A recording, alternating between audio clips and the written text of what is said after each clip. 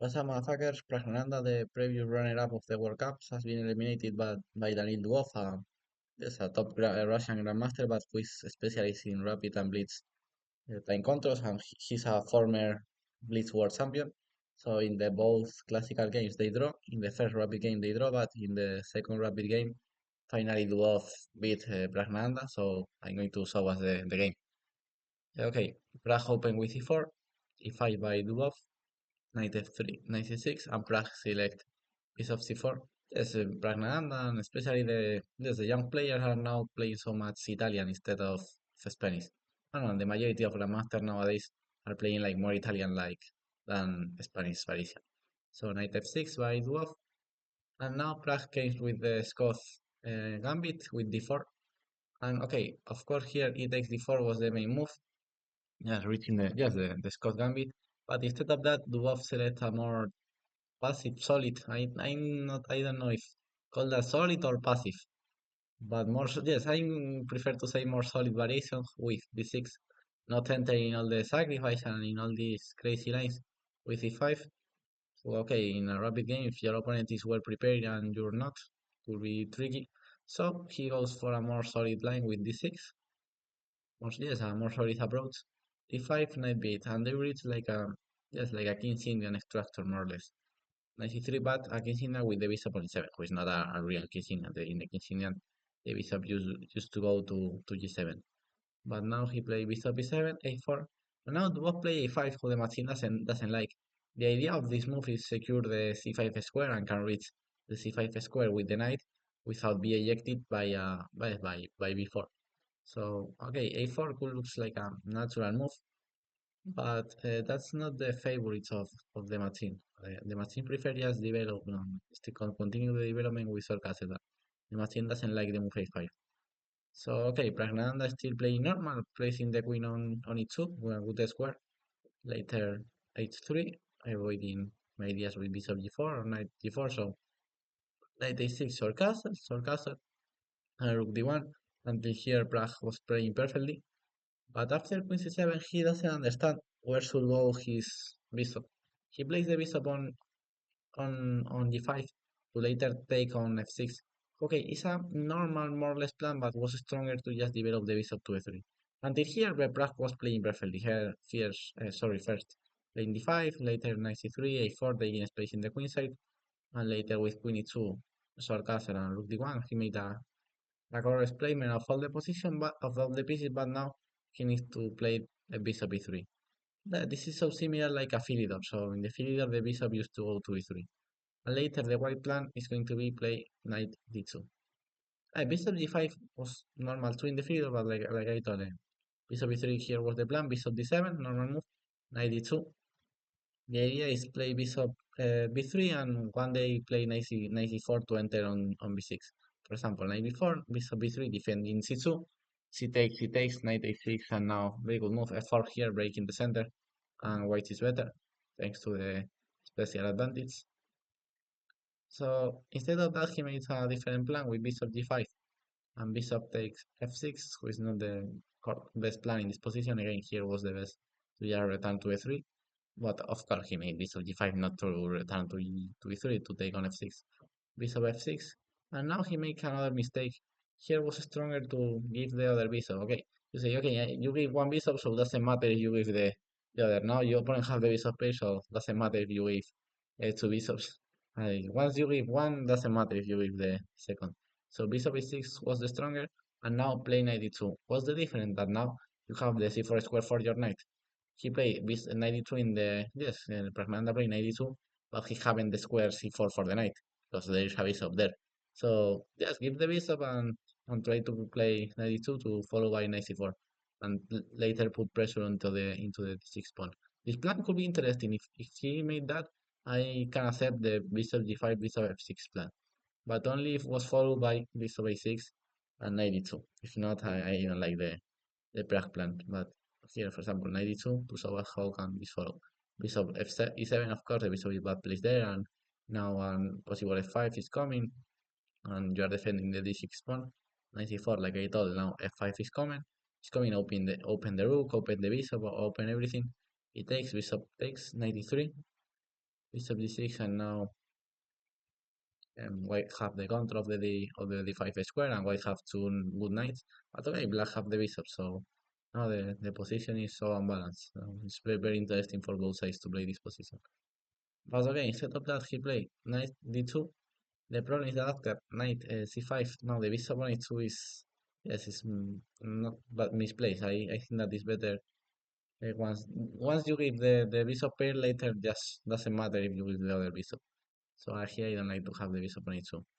So bishop e7, he returned to make the plan that I command, defend the d6 pawn, and prepare a possible f5 breakthrough. Knight c4, and now just he still playing carefully with bishop d7, and here f4 was the best move. And after it takes f4, e5. That's the correct way to play with white, playing with all the initiative. Queen rook a8 and queen f2. That's the best way to play. So instead of that, black is still playing so passive. But okay, rook ab1 is acceptable plan. I'm not going to criticize rook ab1 because it's a good plan, but f4 was stronger. So rook ab1, rook a8, and now b4. Good move. Open the rook. This plan is good. Now Duvbov return to e8 because okay, first at the moment the rook on e8 is in a close fight, but later now the a file is again open, so he just returned to 5.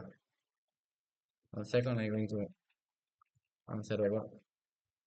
I'm back. I don't remember what I told him because I stopped like 20 minutes. Okay, rook a8. Yes, like I told in Duvbov came to the open fight again with rook a8 to attack a4. And now knight b6, good move of Pragg, rook a7. And now Pragg made a huge positional mistake taking this bishop.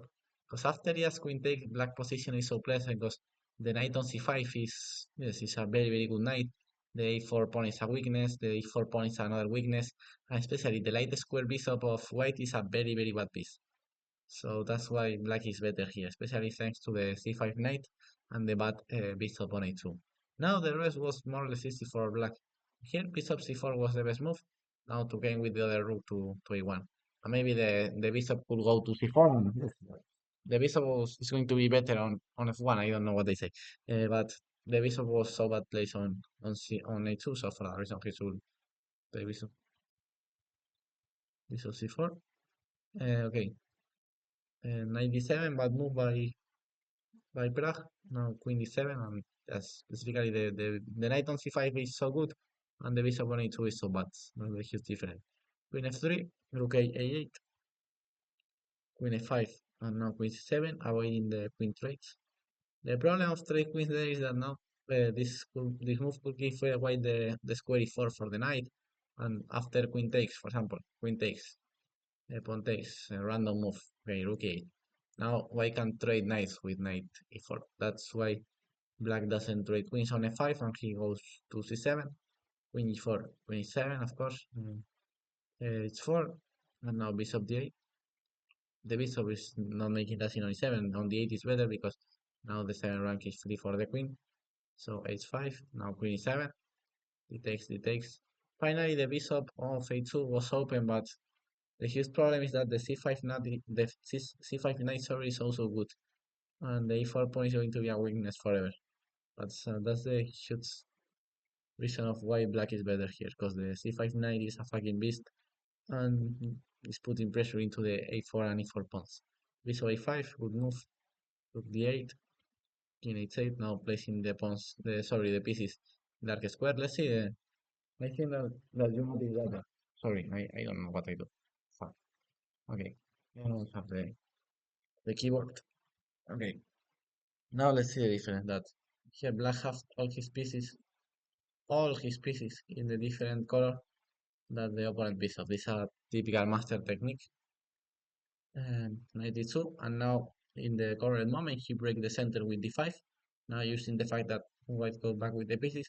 Always when your opponent goes back with a piece, especially with a knight, because the other pieces, the bishop, the rooks and the queens, are good in the back ranks, but the knights used to be better to have the knights as far as possible.